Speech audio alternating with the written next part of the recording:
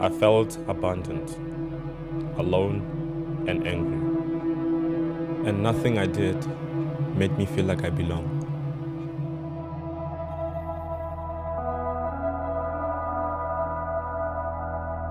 I don't know my father, I didn't grow up with my father, and I don't know the whereabouts about him. So I was raised by a single mother, and then she passed away when I was 13. But before she passed away, it was a little bit hectic. She was very sick, you know, but without my father being around, I had a stepfather in between, but she was very abusive towards my mother. And I remember when I was like around 12, I had to, kick him out of my mother's house. My mother fell sick after a couple of months. So I had to look after her. I had to carry her to the loo and feed her, make sure that she has food before I go to school.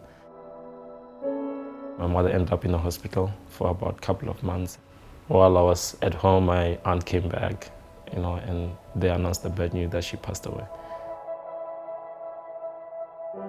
After my mother died, I was moved in an orphanage, and that's where I spent most of my teenage years. That's when I joined Waterberg Welfare Society as one of the orphans and vulnerable children. So that experience was still intense, was still hard because I was very angry. I isolated myself from people. I was afraid of rejection. I didn't feel loved enough. Whether with school, whether on stage, whatever I was doing, I had to make sure that I'm doing my best in order to belong somewhere. But the more I did it, the more the longing grew, actually.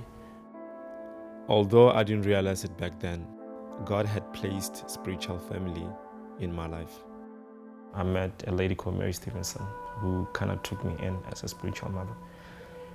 That gave me a lot of hope and connected me with people who fathered me and mothered me to be able to do well at school. But when I didn't do well with my matric, I felt very disappointed in myself, and also I felt that they were very disappointed with me. I started to question a lot of things about, who God is through the whole experience, because I didn't feel like He was there, and not having my father and calling Him a father didn't really connect with me at all. That was the journey with Him of God, of, I wanna know who this person is. I've heard about Him in the church, but I want to experience Him. So I had to put myself in a place where I lost total control, to the point where I was very frustrated because I was in search of Him, But in my darkest point of wanting to give up, He showed Himself.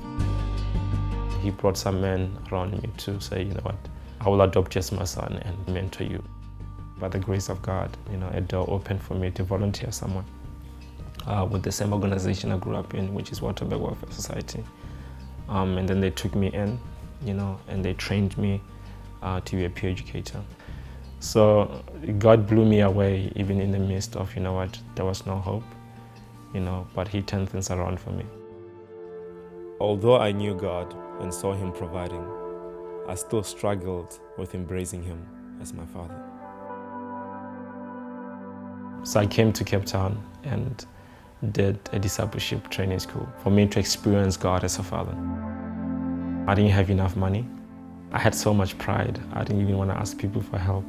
But God took me through a journey of humility, and then He broke me down by supernaturally providing for my school. But there's a moment where we were praying, and the people that were around said I was crying, Abba, Abba. I don't know how many times, but I was saying Abba, Abba, Abba, Abba. And I was on the ground weeping like a child. And that's when I was told about the spirit of adoption. This revelation that God adopts us opened my heart to embrace Him as a father.